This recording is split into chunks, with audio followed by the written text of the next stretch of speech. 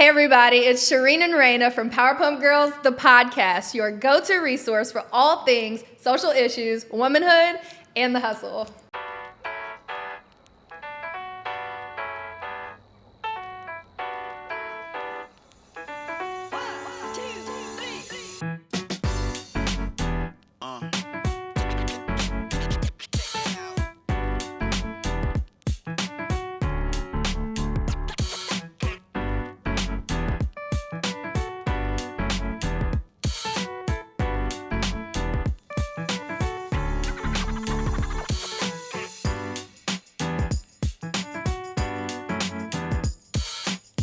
Yes, we are here today for a really exciting episode entitled Because of Her, I Can. We're going to be talking about a bunch of unconventional women that really trailblazed and stepped up to the occasion when it came to their industry. And while we could go on and on and on because there are so many women, we're going to try to keep it concise and fun for you today. So, like we do every episode, we want to start with a definition. So, unconventional is not based on or conforming to what is generally done or believed. Yeah, and for us, that really speaks to us because we're unconventional in everything we do. Yeah. And we've really used unconventional times to step into our purpose and to, who we are as people and what we love to do. So I think it's fun that we're going to be talking about unconventional women today. Yeah, so this year and 2020, as we all know, it has been really unconventional. And COVID has really caused us to kind of refocus and reshift how we think about the work that we do. Yeah. We have always seen nonprofits as being really traditional, but when we started ours, we never wanted to be. So we had to get really unconventional and get really creative with COVID-19. Yeah, with Power Pump Girls, we never wanted it to be a traditional nonprofit. Yeah. We knew it was a space for women, and we knew that it was a community we were building, but as that community started coming together, we realized it was made up of a bunch of unconventional women, and so we didn't operate our business in a traditional way as far as nonprofit goes. Yeah, so, if you know Power Pump Girls, then you've seen our work. You know that we're not really traditional. We don't have galas that we use as fundraisers. Yeah. We don't really go after a lot of grants either. And to be honest, it's just because Raina and I suck at writing grants. And if someone would have told us when we started that would be a really big source of income, we probably would have shied away a little more. But Power Pump Girls, we sell merch. Yeah. We are an online resource. We have this podcast that is also sharing resources. And so everything that we do, we are trying to break the mold and what people would normally or typically think of when they hear the word 501c3 or nonprofit. Yeah, and at our core, we're still service-based. We're still community-based, which is what a nonprofit is. A 501c3 is providing a service to the community. It's bettering the lives of people, and we do that, but our method is just a little different, a little unconventional. And I think because of that, we attract the exact type of women that, are a part of what we do and that really support all of our things. Yeah, I would say that our community of women is really made up of unconventional ladies. They are doing really cool things. And I think when we were first starting Power Pump Girls, we were doing a conference, Strike. And the whole premise of Strike was to find unconventional women doing very traditional jobs, but in their own way. And we found this really cool woman out of LA, Paco. Mm-hmm. And Paco was a musician, but she was by trade an accountant to the stars in Hollywood. But her thing was, she was a musician. She was dope. Then we have Morgan at Mad Nails, who is not your typical nail artist. Like, she is the best of the best. Yeah. And so all of these women truly reflect what the Power Pump Girls community is. Yeah, and so for us, it's a thread that just runs through everything we do, from our merchandise to our events to our resources we provide. We're always trying to think outside the box and be unconventional and be untraditional and making sure I think our favorite saying was overthrow the status quo. Yeah. We're not conforming to what's expected of women because every day women are trailblazing and making history and really just changing the landscape of how people think of women. So with that being said, it is officially Women's History Month. So in today's episode, we really want to highlight some unconventional women from the past and the present. Yeah. Just ones that we love. There are a lot more, but we're just going to share a few, and we're going to start with Ruth Bader Ginsburg. RBG. Yeah, so we're basically going to list a bunch of women that we think are unconventional and spectacular for Women's History Month and give you a couple facts on them. So RBG was actually the second female to be appointed to the United States Supreme Court, but what she did was really trailblaze for women's rights legislation. She was a big proponent for representation of women and having women in leadership positions. And so one of our favorite quotes was when she was asked, when will there be enough women on the Supreme Court bench? Because at the time she was the only one. And her response was, when there are 9. When there are 9. Which, if you don't know, there are 9 Supreme Court justices. Yeah. So in her mind, up until that point, there had been 8 or 9 men at all times. And so there's never been a moment where there were 9 women. So we're still rooting for her and her legacy and hoping to one day see that. I think that would be really, really cool. Yeah. The other quote that she had that we really loved is that real change, enduring change, happens one step at a time, fighting for things you care about, but do it in a way that lead others to join you. And that's pretty unconventional, if you ask me. And if we really sit back and think on it, that feels a lot like Powerpump Girls and our mission and our vision and how we truly want to lead people to impact and changing their communities. I love it. So, because of RBG... Sonia Sotomayor Can, who is a current Supreme Court justice who's representing women, and it's because RBG trailblazed for her. So So next is the Shirley Chisholm, and she was the first African American woman to be elected to the U.S. Congress. Okay, y'all. First of all, that was a really big deal. Yeah. You were not seeing women leading in politics at all. Women in general, and then black women. And I can only imagine the fights that she had to face going in every single day to work, having a voice, but probably not even necessarily being heard. Ooh. I'm sure it was tough. Having a voice but not being heard. But she made sure she was heard. She founded the National Women's Political Caucus, and she became the first black major party candidate to run for president in the United States in 1972. Major. She literally trailblazed and made history. And I don't know if we're really compartmentalizing this. The 70s was not that long ago. It was. Our parents were born in the late 60s. Right. That is not that long ago. That's crazy. That is not that long ago. And so because of that, there are so many firsts that are still to come. And we talk about this all the time. And we're like, female first until there are no more firsts. Female first, yeah. Keep trailblazing, keep finding those ways to get those things done so that we don't have to keep saying the first black woman to do this. The first woman. Yeah. Yeah, it's ridiculous. But thanks to Shirley Chisholm, Kamala Can. Wow. I made that one word because of Shirley, Kamala Can. Yes. We're in a moment where we have our first female vice president of the United States and our first woman of color in the Capitol at the United States White House. And that's huge, and it's because of Shirley. So thank you, Shirley. All right, next up, Madam C.J. Walker, which was not her real name, but we don't have to go into details about that. But she has been noted as the first black female millionaire. Yes. The first black female millionaire. They say if she had lived in modern times, she actually would have been a billionaire. Okay. So that's crazy. Sis was bringing in coins. Man. So if you don't know who she is, she's an entrepreneur, a philanthropist, and a political and social activist. And I'm sure y'all have all seen the car. She looks like a boss. Driving her whip with her friends in the car. Okay. And she's like, please pull up. Please pull up. I just love that image of her. To me, that's just like me and my girls riding with the drop top, and I dare you. And I love that. I actually think she did. She started her business, but she empowered those around her to be business owners and kind of trailblaze their own thing. And so that image just personifies that perfectly. Yes, she was definitely a person who sewed back into her friends. If you do any reading on her, it says that a lot of her philanthropy and donations went to helping other business owners. Yep, and women specifically. Yep.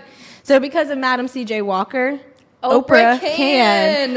Oprah is probably one of our favorites, and she's a living legend, obviously, and she's a billionaire, self-made billionaire, philanthropist, activist, all those things. But it's because of someone like Madam C.J. Walker that she can.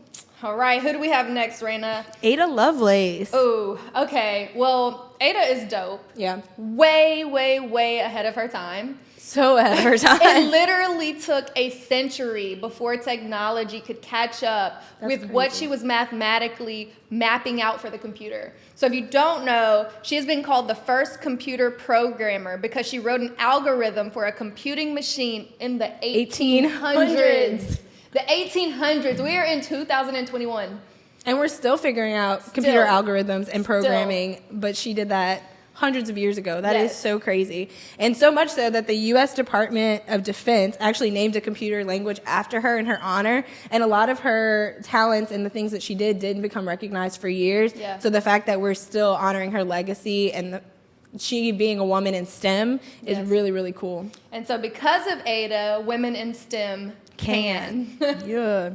Next is Ruby Bridges, and I just want to go on a tangent really quick and say that growing up, one of my favorite books was the book of Ruby Bridges. I'm not sure which author it was, but I remember seeing the images in the book and reading about her bravery and what she stood against, and I read that book over and over and over, that and one other book about a female scientist, and I think that just speaks to the representation at such a young age. I didn't even realize it then, but Ruby Bridges was like my idol as a kid. And so she was actually the first African-American student to integrate an elementary school in the South. New Orleans, Louisiana, to be more specific, yes. Which is crazy because we're in Louisiana, we're in the South. And if it weren't for Ruby Bridges, we couldn't have gone to the schools we went to. And I think and she was only 6 years old. As a civil rights trailblazer. At six. Come on, I wasn't doing nothing but eating and drinking at 6. Okay. I'm still doing Where's it the now, Kool-Aid? but, Yeah, it's crazy that, obviously her parents had a major role in that, and kudos to them, but I don't even think she realized at 6 years old the bravery and the way she would lead for people and the impact she would have. She's still living. Let's talk about that. Yeah. Not that long ago. Yes. Like, we literally think that history is, especially for Black women and for women in general, we really think that it's a long time ago, but it is not. So much so that our parents were in the same grades as a Ruby Bridges. Like, that is a tough pill to swallow, but thank God that we are making progress. And so because of Ruby, we can get educated. Our siblings can get educated. Our children's children can get educated in an integrated school. Yeah, we can go to any school we want. Yes, we have access to the same level of education as anyone else. And it's because of someone like Ruby Bridges. So thank you, Ruby. Thanks, Ruby. All right. So I think it's officially time to take a break. Take a break. Yeah. In honor of Women's History Month, and we are talking about unconventional women. We are talking about unconventional women like Stacey Abrams.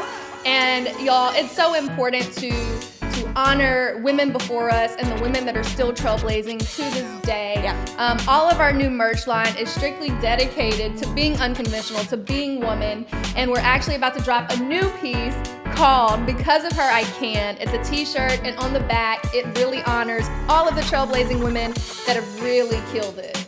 If you want to shop our merch, you can go to powerpumpgirls.org and make sure you check out all of our amazing women's empowerment pieces, including the unconventional sweatshirt, Thank You Stacey Abrams, and our Because of Her I Can.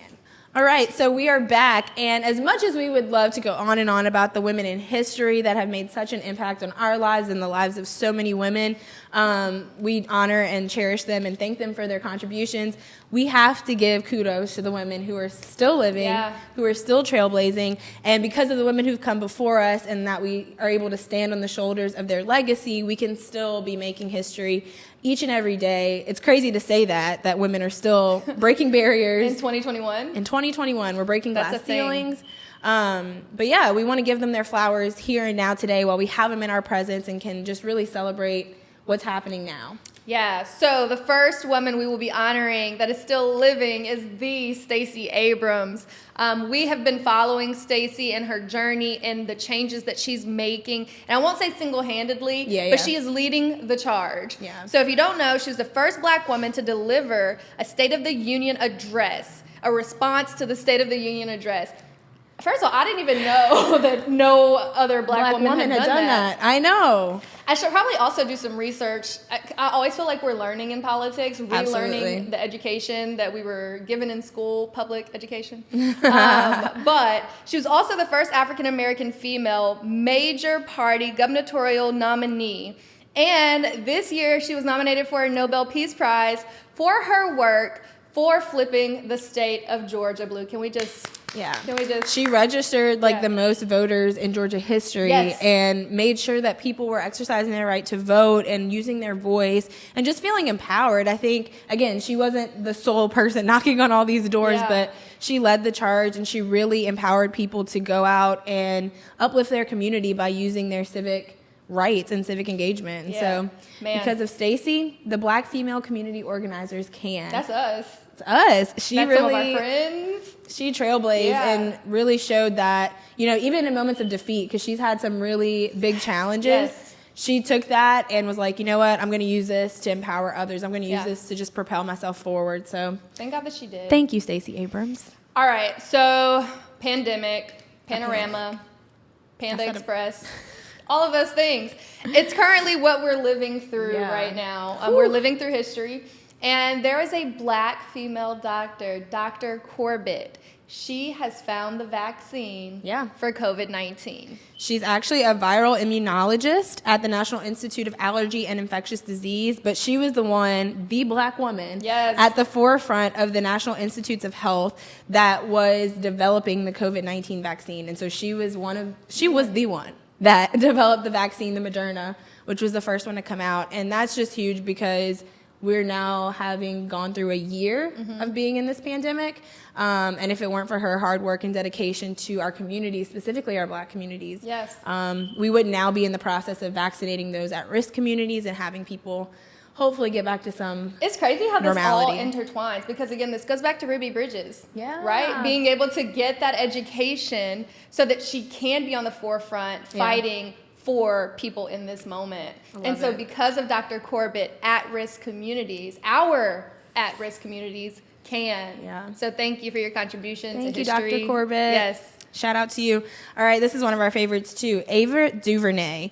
She is just...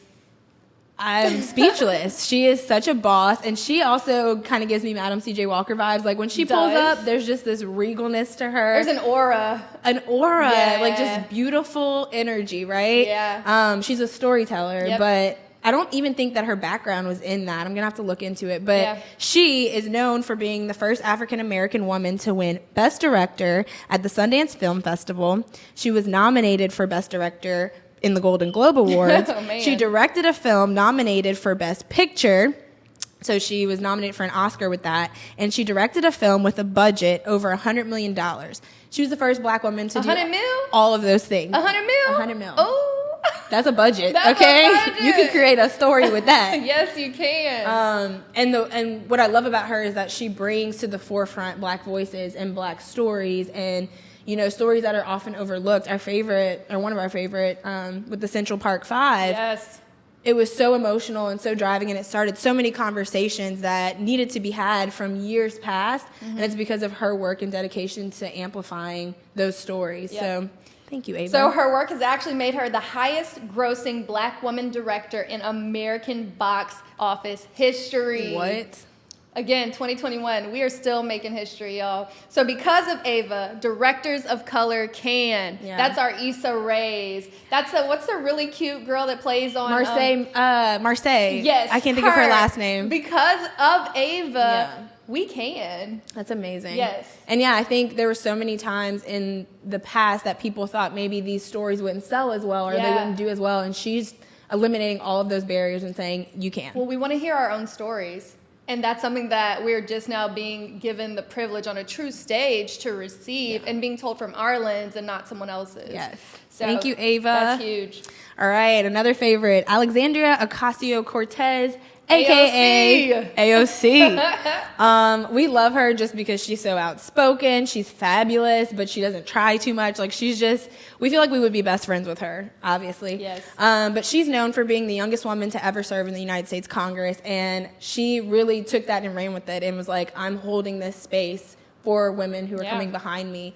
So we love that. At such a young age, she walked into her purpose and was like, I want to represent the people and I want to be a congresswoman. And she owns it. I love it. Not only does she own it, y'all, she took social media and literally revolutionized like how you run a campaign Yep. on social. She was engaged. She was getting people excited about registering to vote. Yeah. She was like putting her platform on for the world to see, and she was unapologetically her and unapologetically woman and unapologetically minority, young. Like she Yes. used all of those things to her They advantage. were all against her, and she used all of those things and saying that's exactly why you should vote for me. I love it. And Yes. her whole campaign when she first ran was grassroots. Yeah. She was like, I'm for the people, by the people. And I need the people to help me get there. And she did it. Yeah. And so because of her, women who want to represent their communities, women who want to be leaders in Yeah. legislation, because of AOC, they can.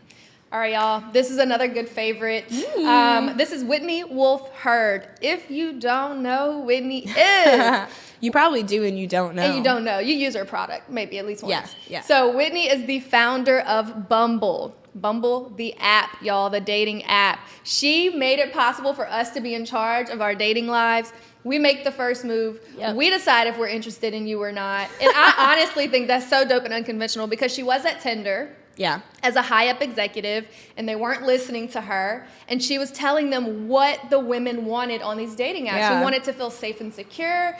We wanted autonomy. Yes. And so she developed an app that would do just that. Yeah, I think online dating had a bad rap for being really predatory Yes. and like male dominated. And here comes Whitney with Bumble and was like, this is a safe space for women. This is how we want to be spoken to. This is how we want to be approached. Yeah. And she really revolutionized online dating, which previously had a stigma Yeah. or kind of had this like weirdness about it. She made it cool. And I think it really, I remember when we were in college, it kind of started making that shift where everyone was on Bumble, and even the guys were like migrating to Bumble because that's where all the women were. So shout out to her for really changing the game, literally changing the game. I mean, my favorite feature is the fact that you can use a predetermined shot to shoot your shot. Oh, you know, yeah, like yeah, she yeah. has some like predetermined little things. They're not always the greatest, Like but the it prompts. helps because in men's defense, it's hard to It is shoot to your shoot. shot.